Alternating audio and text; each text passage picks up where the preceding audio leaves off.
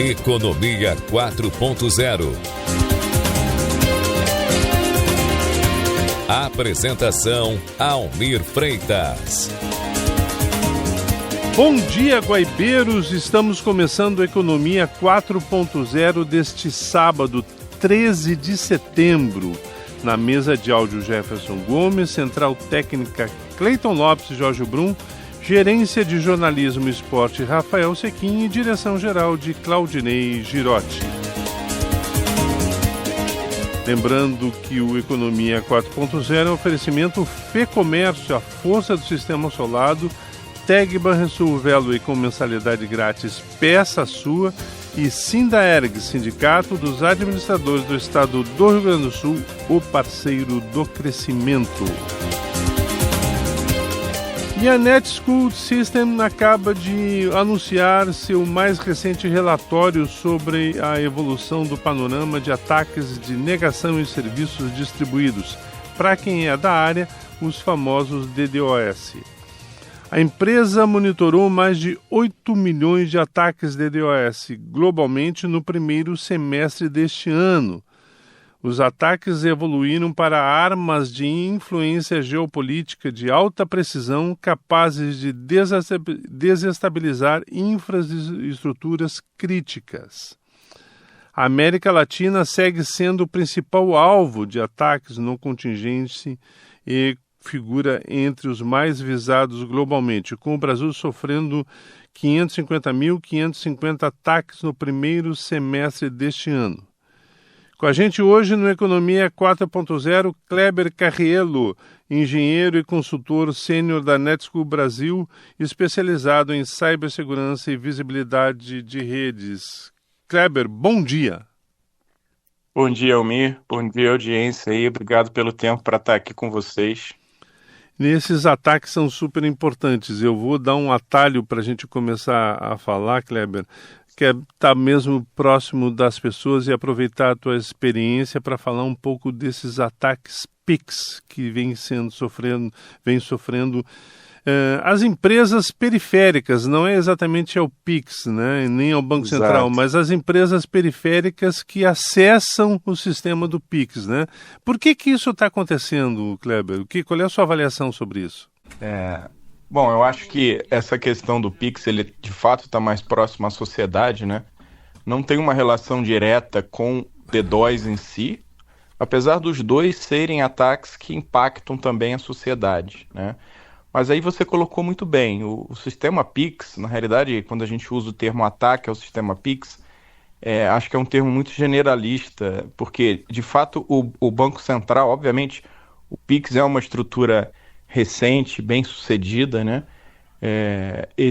A cadeia bancária é uma cadeia extremamente complexa, né? Então a gente tem intermediários, e não somente no PIX, tá? A gente fala isso de uma forma geral, quando a gente usa cartão de crédito, você tem ali os intermediários, tem a bandeira do cartão, tem o banco que emite o cartão, então existe todo um ecossistema para que aquilo funcione. O que ocorre no sistema PIX é uma fragilidade, todos os dois foram dessa mesma forma, nos intermediários, né? O ataque que a gente teve da CIM foi um ataque em que claramente ali inclusive a polícia já fez investigação e houve ali um suborno em cima de funcionários de alto escalão de bancos. Sim. Né? Então, assim, foi um ataque que não foi um ataque em cima vamos dizer, um ataque... a gente não pode descaracterizar como um ataque cibernético, mas foi um ataque que usou engenharia social, né? O suborno a um funcionário de alto escalão que tem acesso a sistemas não deixa de ser uma engenharia social, né? Que permitiu um acesso e que permitiu ali o roubo de quase R$1 bilhão, né? Esse atual ataque, que foi para a Sync, ele foi um ataque muito bem orquestrado, porque ele mirou o HSBC, né? Por que o HSBC? O HSBC é um banco que saiu do varejo brasileiro há alguns anos. Ele focou aqui no Brasil como um banco de investimento e por isso ele não tem conectividade direta com o Banco Central, até porque não há mais necessidade de ser como antes, né? Quando o banco é um banco de varejo, ele tem toda a infraestrutura de conexão direta ao Banco Central, para poder, obviamente, permitir a transação dos correntistas em tempo real, né? Quando ele passa a operar dessa forma, é por isso que eu estou deixando isso muito bem delineado para entender que o modus operandi de quem atacou foi bem inteligente. Por quê? Ele com certeza sabia que o HSBC usava um intermediário para fazer as transações Pix com o Banco Central, que aí é onde entra a Sinq, né? A Sinq é uma intermediadora de transações entre bancos que não tem ligação direta com o BC, com o sistema Pix e o BC. E foi assim que sofreu um ataque. Ainda não está claro se foi um ataque de engenharia social ou se foi uma falha de sistema, tá? Isso ainda não...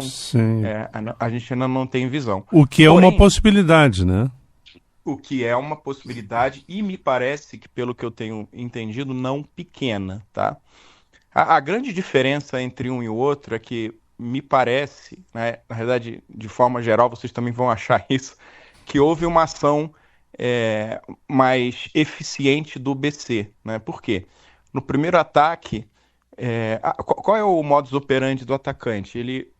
No primeiro ataque lá da CM, ele conseguiu fazer uma transferência de alguns milhões, quase beirando R$ 1 bilhão para várias contas de laranja, e rapidamente eles pulverizam isso em criptomoedas. Então esse dinheiro some do sistema financeiro tradicional, né? O Banco Central conseguiu resgatar, se eu não me engano a cifra, eu acho que em torno de 10 a 15 milhões de reais, tá? Então é algo muito irrisório, né?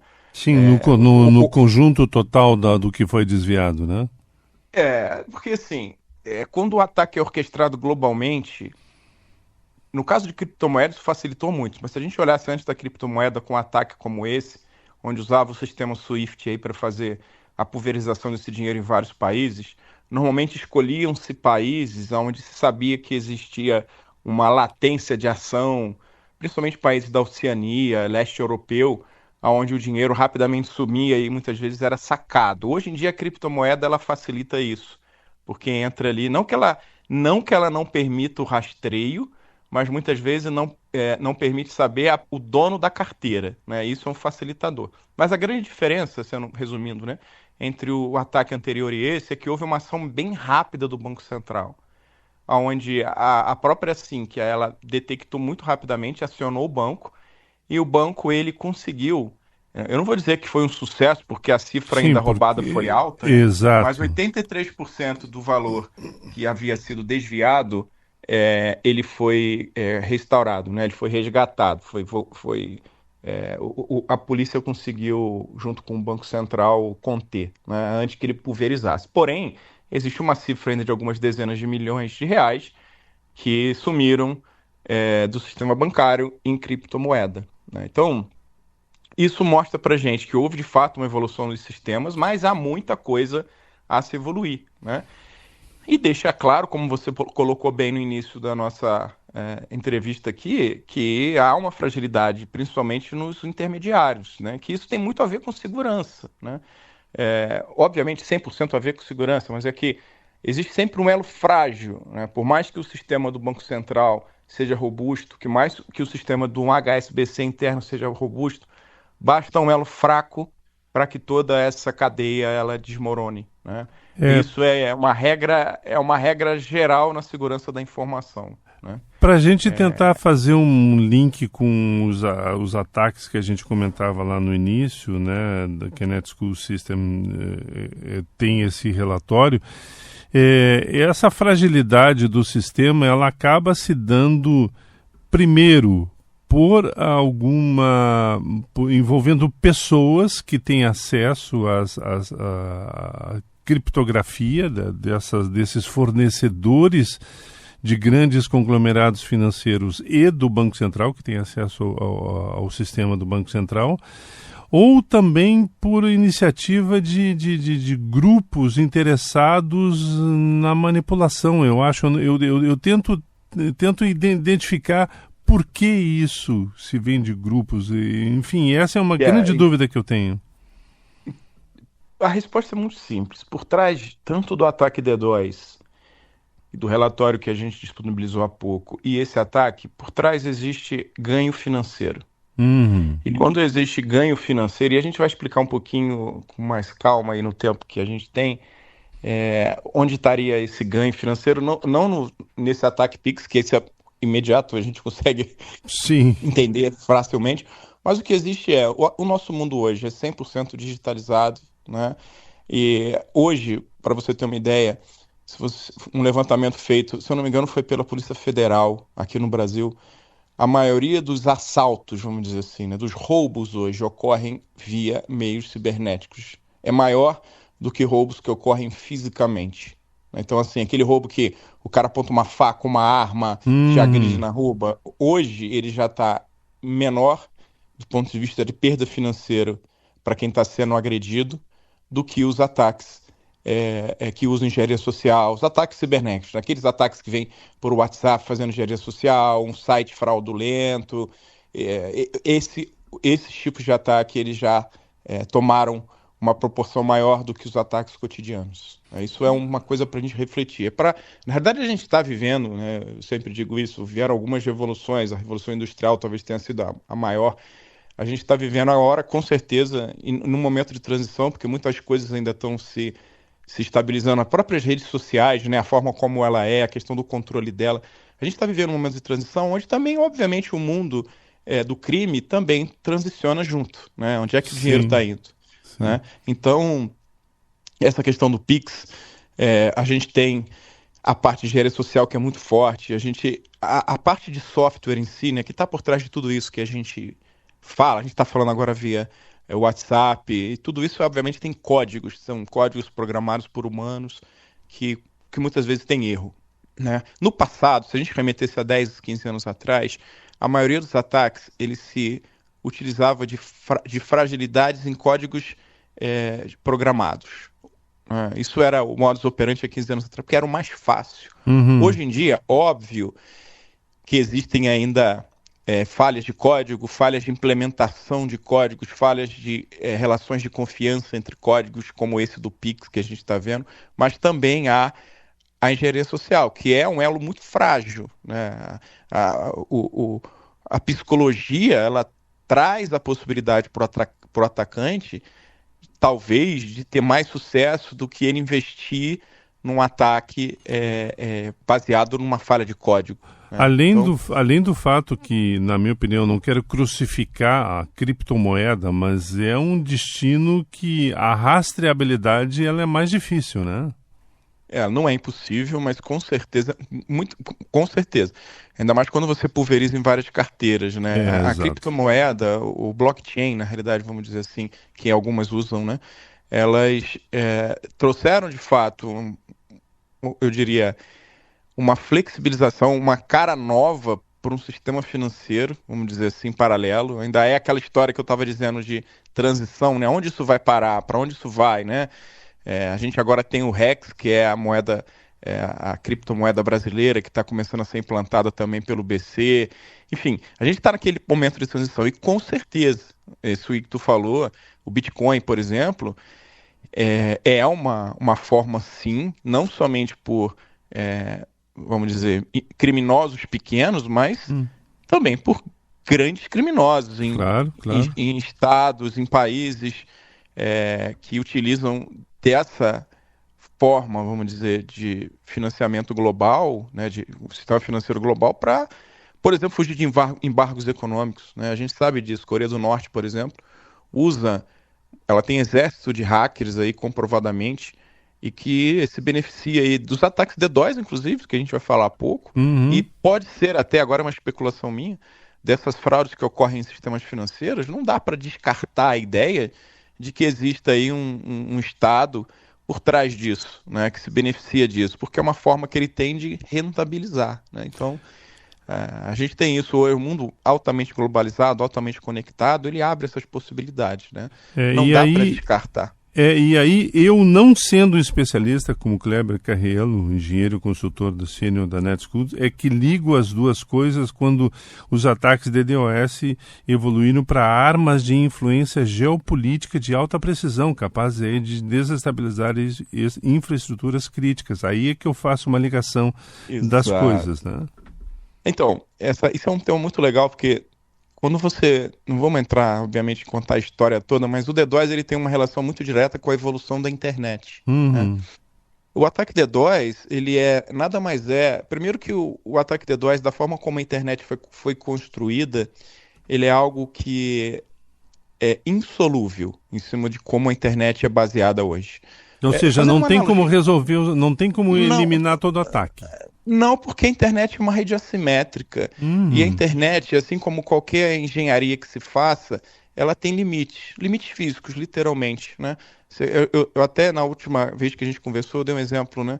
Você constrói um prédio de 4 andares, o alicerce do prédio ele vai ser baseado no peso da infraestrutura. Você não vai fazer um alicerce para suportar 500 andares se você vai ter 4 andares. Então aquilo é um limite que foi imposto, né? A internet tem os seus limites.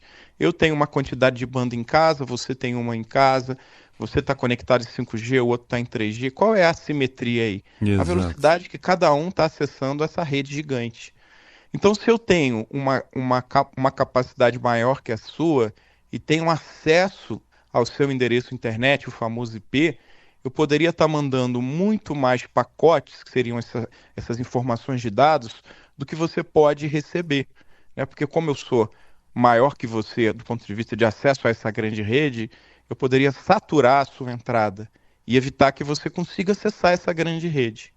Então isso de uma forma global, obviamente, é uma ferramenta que tem sido utilizada ao longo das últimas décadas, e esse caráter geopolítico ele tomou uma força grande na Primavera Árabe durante os anos 2010 e 2011, onde houveram aquelas revoluções lá no mundo árabe, e que os ataques geopolíticos, de fato, ali tomaram uma proporção, um ataque DDoS, né, de disruptura, onde ataques a sites de governo, a grandes instituições financeiras foram colocadas fora do ar para causar uma disruptura social como um meio de protesto, né? Isso, obviamente, evoluiu não somente para a questão de protesto, mas também para a guerra, né? Por quê? Por que guerra? A gente teve agora no início da guerra da Ucrânia, né? Tiveram ataques grandes ao sistema financeiro ucraniano, ataques DDoS, que vieram da Rússia, orquestrados da Rússia, de várias máquinas ao redor do mundo, mandando ataques para o sistema financeiro ucraniano. Por quê? Porque ali você causava uma disruptura, você causava um problema à sociedade. Né? Para a sociedade ucraniana. Para a sociedade ucraniana, mais um caos social. Né? E a gente vê isso acontecer, a gente viu isso acontecer no Brasil aí, na época do protesto, um pouco antes lembra acho que era 70 centavos, me lembro bem a quantia. 20 centavos, 20 centavos, não é pelos 20 centavos. Isso aí. Tiveram também ataques ao sistema financeiro brasileiro, grandes ataques, que eram anunciados. Hoje, na segunda-feira, vai ser o Banco X, na terça vai ser o Banco Y. E qual o objetivo disso? Perda financeira, obviamente, porque um banco fora do ar ele tem uma perda financeira direta, seja porque não tem cliente usando ou não tem cliente investindo, enfim. Então, o DDoS ele também tem esse caráter, e aí eu estou falando do geopolítico, né, onde eu causo um transtorno financeiro a alguém, não necessariamente com um ganho financeiro meu diretamente, mas que eu uso ele como uma ferramenta de protesto. Né? Isso a gente tem visto acontecer muito, principalmente desse mundo altamente polarizado que a gente vive atualmente. Porém, o DDoS também é muito usado para rentabilizar. Né? Para criar essa estrutura de ataques, se constroem um termo que talvez muitas pessoas já tenham ouvido, que é a criação de botnets, né? Que são máquinas escravizadas e que respeitam ao comando de chamamos de bot master, né? O mestre das bots. Esse mestre diz assim, das 30 mil máquinas que eu tenho invadidas ao redor do mundo, agora todas elas mandam pacotes, massa de dados para a casa do Almir. Aí a casa do Almir sai fora do ar, porque eu tenho 30 mil máquinas. É mais ou menos assim que funciona o DDoS, Sim. Né? Só que as pessoas rentabilizam criando essas botnets, alugando essas botnets, né? E muitas vezes sequestrando sites. O que é sequestrar site? Eu faço um ataque a uma empresa que depende da internet para poder rentabilizar, um e-commerce, por exemplo, né? Ou até mesmo um banco. Faço o ataque e peço resgate. Falo, olha, se você não me pagar tantas criptomoedas aí, tantos bitcoins, enfim, qual criptomoeda está usando, eu não paro o ataque. Isso é muito comum. A gente vê isso ocorrer semanalmente. Né? E a pergunta Kleber, que me domina é por que a América Latina segue sendo globalmente como o principal continente aí que figura entre os mais visados, e especificamente na América Latina, no Brasil? Por que é tão... pela nossa infraestrutura? O que motiva? Sim, a infraestrutura internet do Brasil, ela é uma infraestrutura robusta, a gente tem broadband, e obviamente, se a gente parar para pensar no que eu falei, o acesso, né, a origem do ataque, ela tem uma relevância em relação à efetividade dele. Então, se eu tenho uma estrutura onde eu tenho uma quantidade grande de pessoas com algumas centenas de megabits por segundo ou gigabits por segundo em casa, é muito eficiente eu pegar essas máquinas, né, e criar uma infraestrutura de ataque, né? E o outro lado também é a inércia, né, que é o ponto ruim do nosso lado, que a gente fala de América Latina, é a inércia jurídica. Então, o DDoS aqui no Brasil acho que eu conto em poucos dedos de uma mão, às vezes em que alguém que coordena uma rede dessa, eu não conheço o resto da América Latina, mas eu diria que seja similar, né, tenha sido de fato preso e condenado, né? É um ataque extremamente complexo de se rastrear pela a possibilidade de você criar essa rede global, né? Então, você tem que ter uma interação jurídica com outros países para poder identificar IPs envolvidos, para poder identificar o indivíduo, né? Então, isso é um prato cheio para criminosos, né? Essa facilidade, vamos dizer, que o sistema traz, né? Tanto em relação a uma banda eficiente e em relação ao sistema jurídico, policial, investigativo, que tem uma latência e muitas vezes ele vamos dizer, eu trabalho numa empresa que a gente é líder disso há 2 décadas, né? Então eu trabalhei numa operadora antes, vivi o problema como operadora antes, e como eu lhe falei, a maioria dos cenários isso nem é reportado à polícia. Então, é um crime, mas não é reportado à polícia. Diferente, quando você vai na América do Norte, Europa, você tem casos emblemáticos onde o criminoso foi preso, há um risco que você assume alto quando você decide fazer algo nessa magnitude. Na América Latina, em geral, o risco é muito baixo e o retorno financeiro é alto. Aí você faz a matemática, né? Vale a pena, vamos dizer assim, por criminoso, o risco é baixo, retorno alto.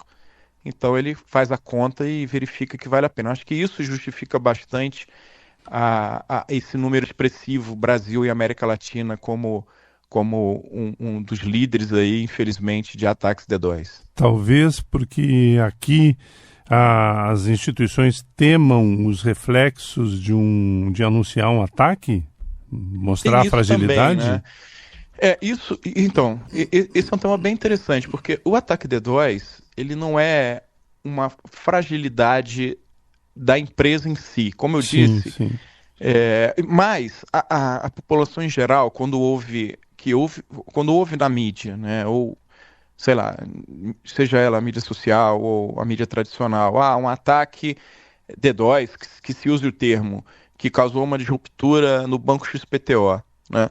Aquilo traz, de fato, uma estigma para o banco como sendo algo ruim, né? Apesar de, muitas vezes, óbvio, o ataque DDoS existem formas de se contornar, existem plataformas, a própria NetScout tem, de se proteger, tem. Só que o DDoS, é muito legal deixar isso claro para a audiência, ele não é um ataque que rouba informação. O objetivo dele é puramente causar uma indisponibilidade de serviço. Ele não tem nenhuma muitas vezes ele é usado para mascarar uma ação, mas não vamos entrar nesse detalhe. Mas a maioria dos cenários de ataque DDoS são ataques que causam um problema de instabilidade. Você está tentando fazer um Pix, não funciona, está acessando o teu internet bank aí do celular e não abre, né? Não que alguém esteja roubando os seus dados, mas é que aquela instabilidade ela causa um prejuízo à instituição, mas não necessariamente, e na maioria das vezes, 99% das vezes não, é usado puramente. Ele é usado puramente para causar isso, né? Existem alguns cenários em que ele é usado como que a gente chama de cortina de fumaça, mas são raros. O sistema financeiro brasileiro, os bancos nacionais, eles têm uma maturidade alta em relação a se proteger, os grandes bancos, né? Eles têm sim uma maturidade muito alta, inclusive são reconhecidos globalmente por isso, né?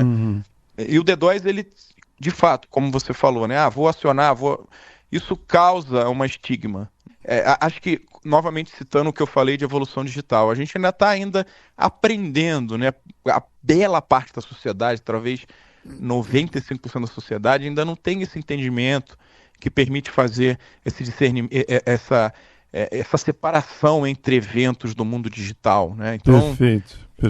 Isso, obviamente, é usado como também um benefício para o criminoso, né? O aculturamento, isso que nós estamos fazendo aqui, é muito importante para a gente poder chegar do outro lado mais resiliente quando essa transição digital de fato ocorrer, e com certeza vai ocorrer talvez em algumas décadas, mas que a gente tenha uma conscientização em que esse crime vai ser mais difícil de ocorrer. Né? Mais assertivo, né? Mais assertivo. A sociedade de uma forma geral, né? O aculturamento, isso faz parte desse processo que a gente está vivendo agora, né? Com certeza. Guaibeiros, estamos encerrando a Economia 4.0 deste sábado, 13 de setembro. Eu queria muito agradecer o Kleber Carriello, engenheiro e consultor sênior da Netschool Brasil. Kleber, muito obrigado, hein? Obrigado você, Almir. Grande abraço. Abraço. Lembrando que o Economia 4.0 é oferecimento Fê-Comércio, a força do sistema solar do TEG Banrisul Velo e com mensalidade grátis. Peça sua e Sindaerg, Sindicato dos Administradores do Estado do Rio Grande do Sul, o parceiro do crescimento. Queria desejar a todos uma boa semana e nos encontramos no próximo sábado, se Deus quiser. Um grande abraço. Você ouviu Economia 4.0.